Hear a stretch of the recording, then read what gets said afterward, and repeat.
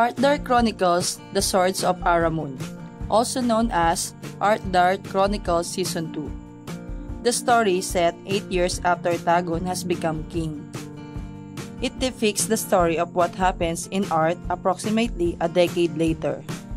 Over the course of more than 8 years, Arthdar succeeded in suppressing the massive rebellion of the tribes slaughtered by Tagon in Season 1. And the Agos finally achieved the reunification of 30 clans after 200 years under the leadership of Yunsom. This Season 2, Tagon's Kingdom of Arthdal and Yunsom's Ago Union are set to face an inevitable Great War. Yunsom is the ruler of the East now, and Tanya is the successor of the Wahan clan. Arthdar Chronicles is an epic fantasy drama, historical, romance, and political series aired in Disney Plus TVN with a total of 12 episodes.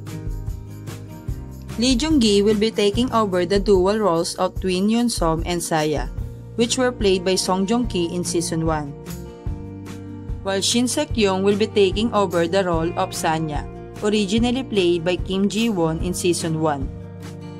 And Jang Dong-gun and Kim Ok-bin will be reprising their roles as Tagon and Tae Al-ha. Arthdar Chronicles depicts the birth of civilization and nations in ancient times. It is a story of mythical heroes, their struggles, unity, and love of people living in a virtual land called Arth.